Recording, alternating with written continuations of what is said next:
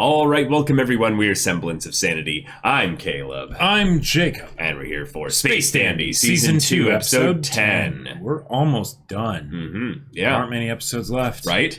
We got these lovely shirts from the unboxing video. Thank you. Thank you for for those.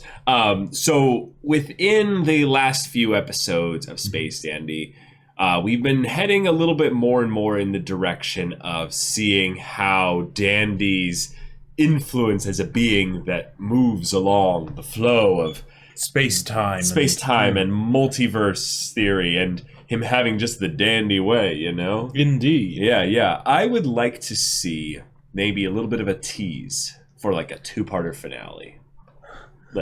You're still holding out hope. No, I really think we'll get something grand, you know. I wouldn't. And fabulous and over the top, and I know it will be all three of those things. I don't know whether it'll be a two-parter. If it did, hey, that would be great. Yeah, that would be great. Yeah. But even so, right. Next one doesn't have to be though, which means that's true. I if anything, would like to see then specifically it focus on giving the characters of this show a little bit more of that extra depth, just that little bit of extra focus on them, just to come together again and have their hijinks ensue as a party, like as a crew. Because I feel like we get into some really cool, like, you know, philosophical stuff, artsy stuff when Dandy's off alone. But I just really love the banter between the Q team, and Dandy. Yeah. And then maybe have like one or two other people with them. But yeah. Sports. We've done music and dance and all sorts of things. We've done high school musicals. Sports could be cool. Yeah. But I guess we'll see. So y'all, without further ado, let's get into this. All right, everyone, now be sure to go check out the reaction portion of this video in the description below. Then come back here for the discussion.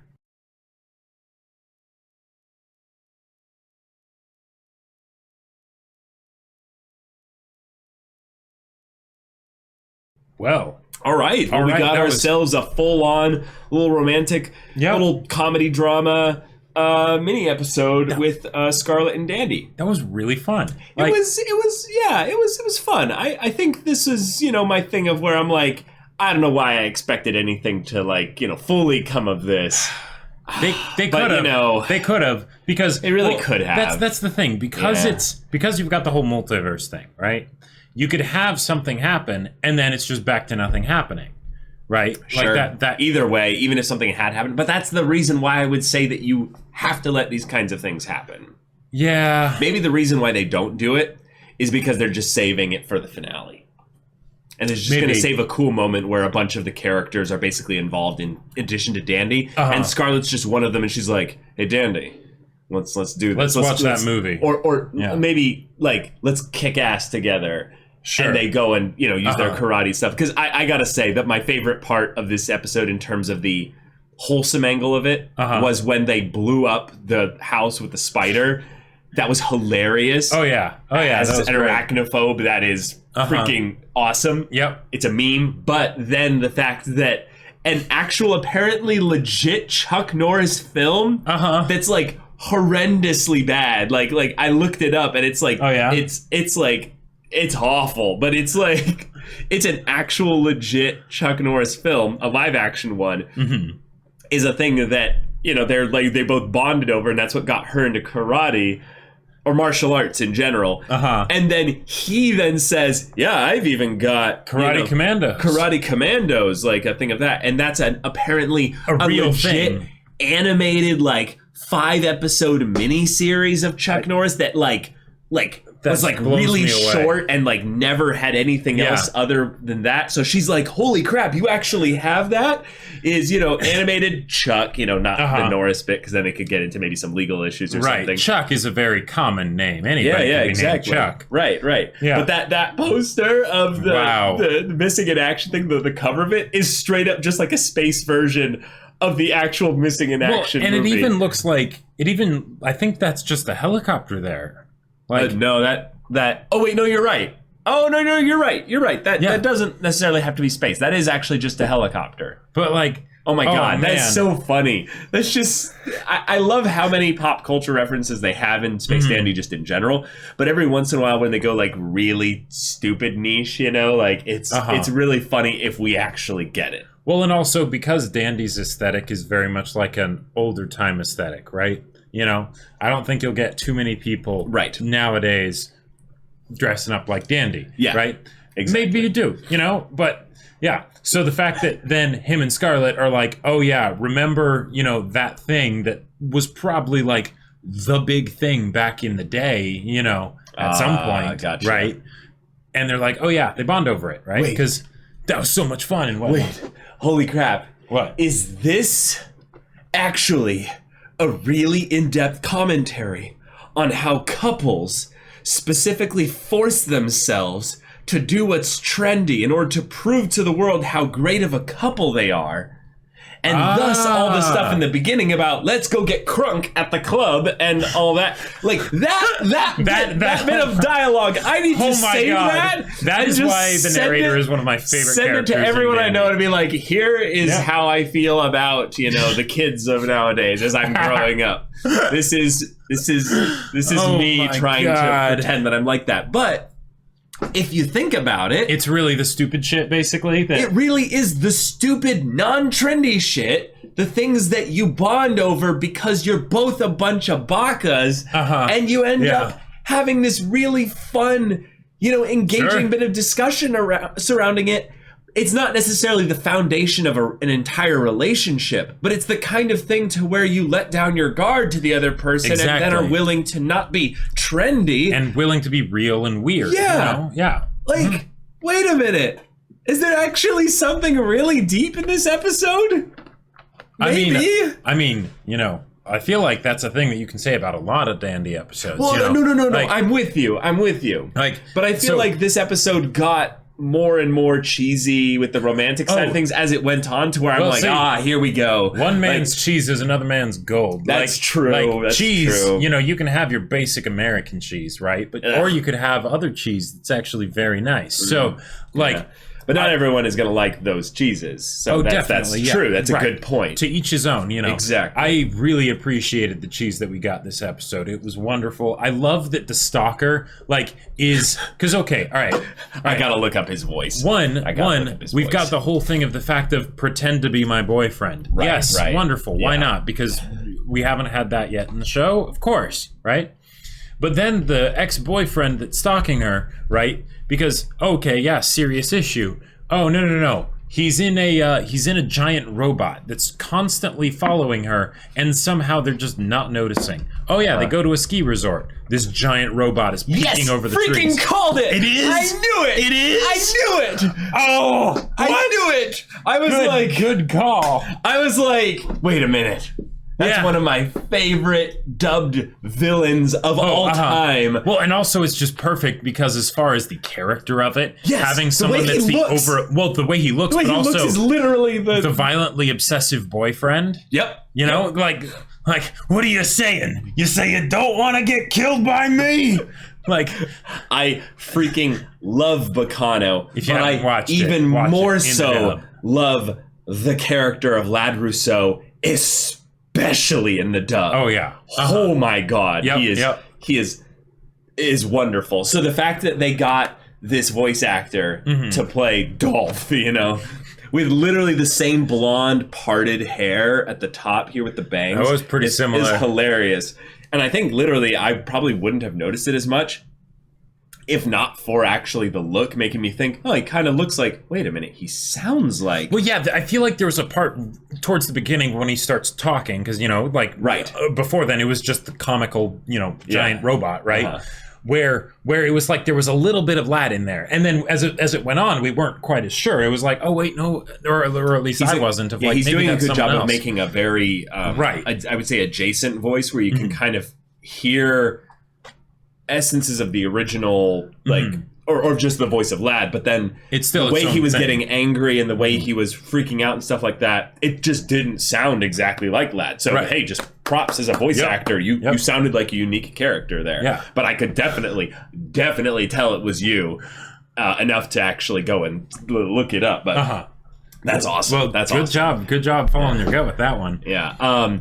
The comedy angles, I would say, in the beginning, kind of parted from the formula with regards to the comedy, and eventually leaned really hard into the actual dynamic of them, spending just enough time with each other that they'd actually end up, spending a lot of that the audience would want to see them end up together. Right, and I think that's important.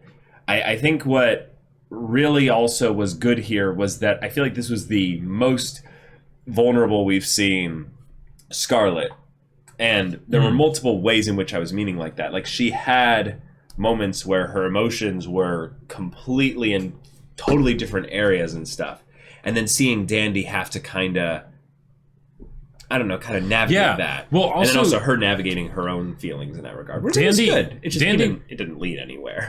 Right. I mean, but maybe, maybe there will be continuity. Yeah.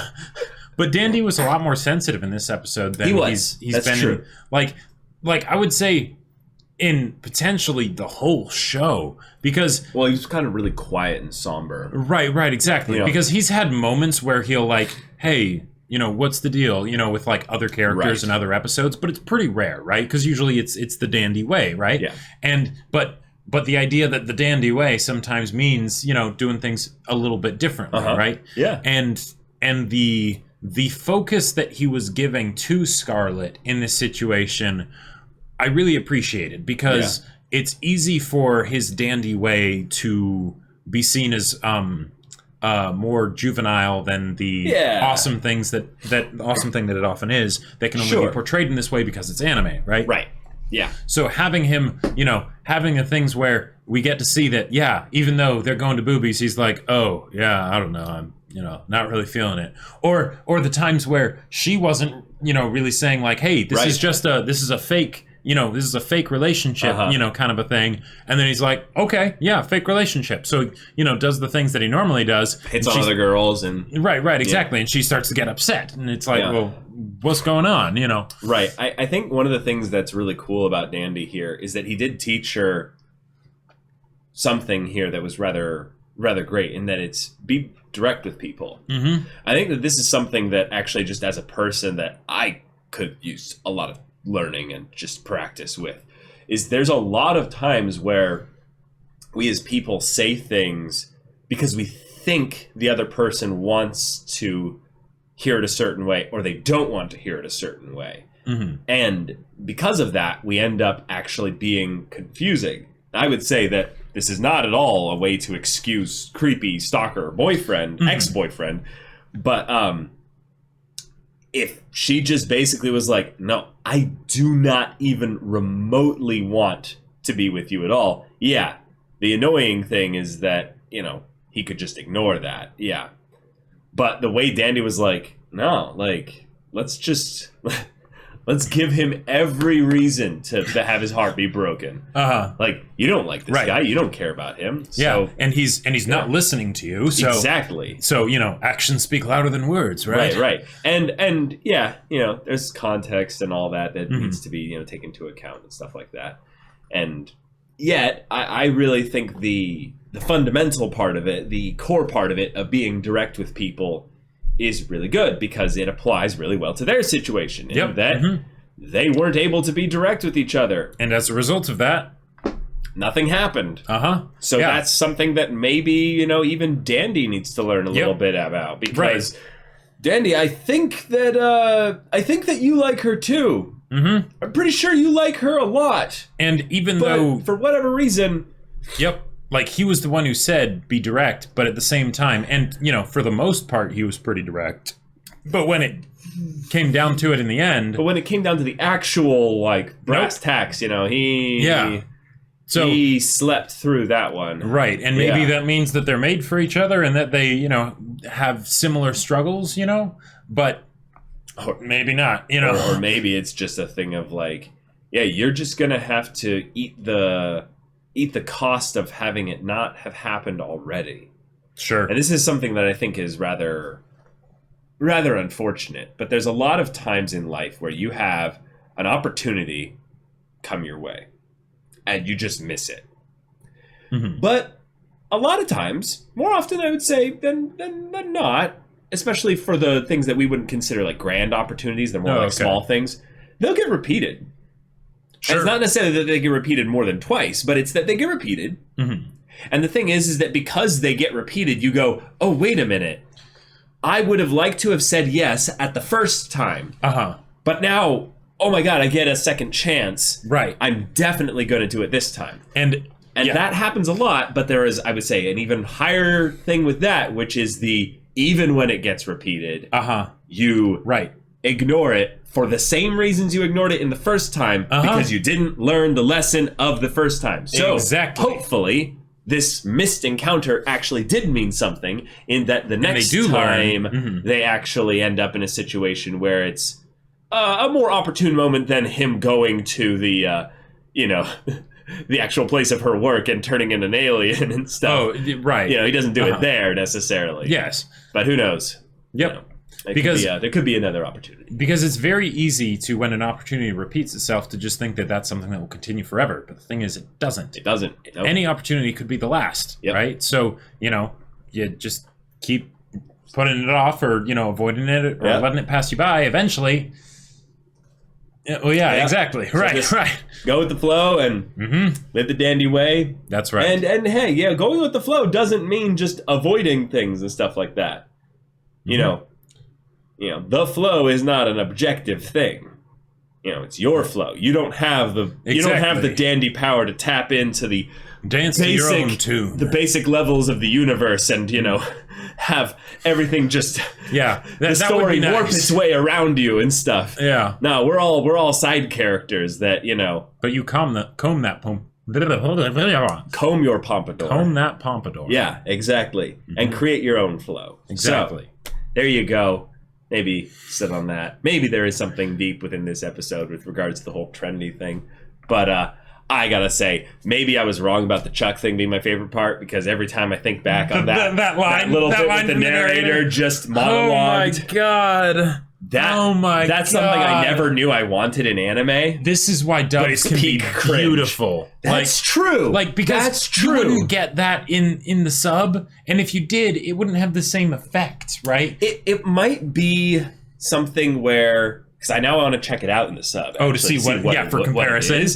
But I'll bet you that it does work a little bit in the sub, but it's something where when it gets translated, you don't get it as much. Right. Yeah, I'm sure for native Japanese speakers, watching it in the sub, it has the same effect, right? Very similar. But the tricky thing is, how do you translate that? So who knows? Maybe it works perfectly. But this is why you should at least try dubs, even if you don't normally like them, and subs are your preferred way of doing things. Yeah, watch the sub first and then watch the dub. Yeah. But there are some gems out there in the dub world. This is one of them. Also, bang. That happened. That did happen. Yeah, we see you a lot now, bang. Yeah. But y'all, thank you so much for watching this episode's reaction and discussion. If you want to see the next episode's reaction and discussion right now, though, go check out the link in the description below for our Patreon. You can get on early access there. You can watch full-length timer reactions there, and all this comes with Discord access, so you can chat with us and the community there about this show, about anime in general, and you can also talk with Jacob about the sci-fi novel that he wrote. That's right. I wrote a sci-fi novel. I know you've heard of it before, but if you haven't gotten it yet and you feel like checking it out, it's on Amazon. The link is in the description. Yeah, so if any of that interests you, we'll see it there. But until then, we're Semblance of Sanity. I'm Caleb. I'm Jacob. And we'll see you all next time.